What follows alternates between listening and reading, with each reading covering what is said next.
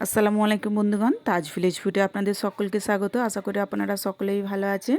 আজ আমি আর একটু নতুন রেসিপি নিয়ে হাজির হয়েছি। হ্যাঁ বন্ধুরা, আজ আমি বানিয়ে ফেলছি পাউরুটির চপ।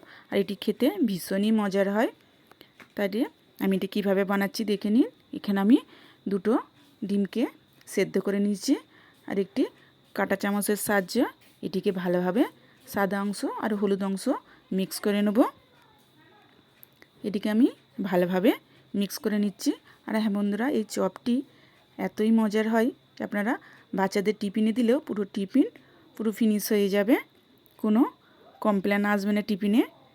একবার হলেও এটি বানিয়ে দেখবেন, ভীষণই মজার হয়। আর এটা সন্ধ্যের সময় চায়ের সঙ্গেও আপনারা খেতে পারেন, ভীষণই মজার হয়। আমার ডিমটি মিক্স হয়ে গেছে, একটি সাইডে রেখে দিয়েছি। আর এখানে আমি দুটো পেঁয়াজকে কুচিয়ে নিয়েছি আর দুটো কাঁচা লঙ্কা কুচিয়ে নিয়েছি। আমি এর মধ্যে দিয়ে দেবো নুন, দিয়ে ভালোভাবে সবগুলি একটু মিক্স করে নেবো, যাতে পেঁয়াজটি নরম হয়ে যায় লঙ্কার সাহায্যে। লঙ্কার পেঁয়াজ আমি ভালোভাবে মেখে নেব, একটু নরম করে নেব। এটা আমি দিয়ে দেবো একটু চাট মশলা, দিয়ে আবারও সবগুলি একটু মাখিয়ে নেব। নিয়ে আমি এর মধ্যে দিয়ে দেবো সরষের তেল। আমি এতে দিয়ে দিলাম সরষের তেল, দিয়ে আবারও সবগুলি মিক্স করে নেব। এটিকে আমি মিক্স করে নিয়েছি। আর যে ডিমটি আমি ভেঙে রেখেছিলাম এর মধ্যে মিক্স করে নেব, একটি পুর তৈরি করে নেব। এটি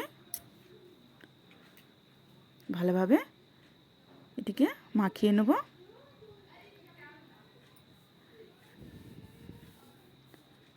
এটি আমার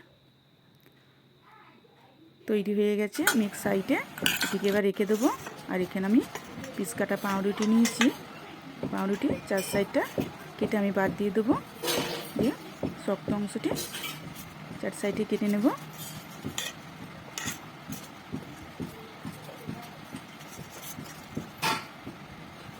এটিকে আমি কেটে নিচ্ছি।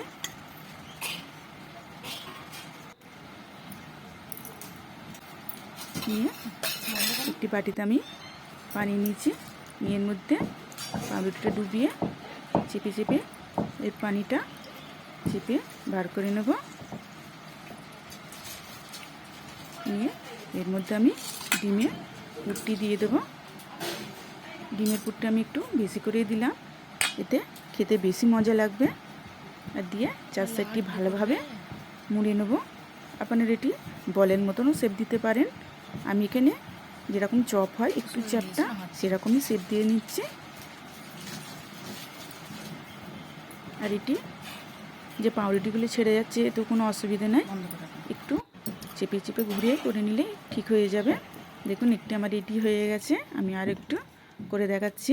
আবারও পানিতে পাউরুটি ডুবিয়ে নিয়ে একদমই নিগড়ে নিয়ে যে পানিটা এক্সট্রা পানিটা বার করে নেব।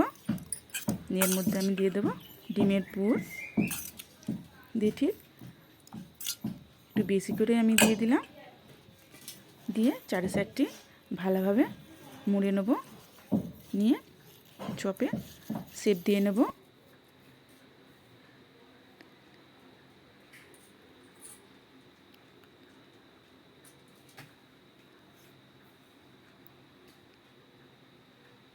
আমার আরও একটু হয়ে গেল, দেখুন আর একটু চপ রেডি হয়ে গেল। আমার সবগুলি হয়ে গেল। আমি ভাজবার জন্য উনুনে কড়া বসিয়ে দিয়েছি, আর তেলটাও আমার দেওয়া হয়ে গেছে। তেলটা আমার গরম হয়ে গেছে। আমি এর মধ্যে সব পাউরুটির চপগুলো দিয়ে দেবো।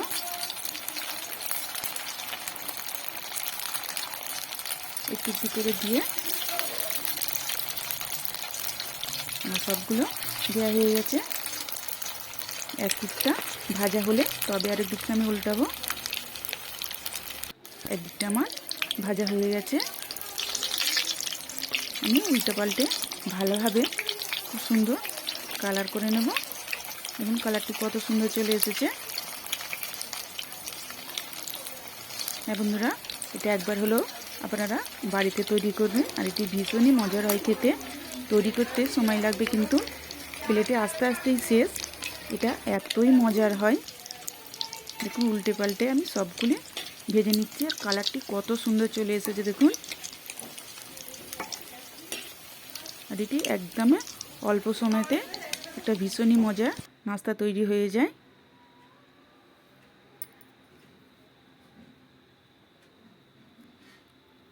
আমি এপিট ওপিট করে ভালোভাবে ভেজে নিয়েছি।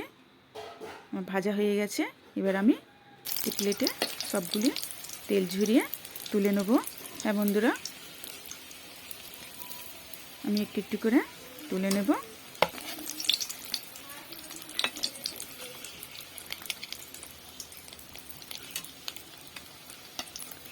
হ্যাঁ বন্ধুরা, ভিডিওটি যদি আমার ভালো লেগে থাকে লাইক, কমেন্ট অ্যান্ড সাবস্ক্রাইব করে বেল আইকন প্রেস করে অল করতে ভুলবেন না।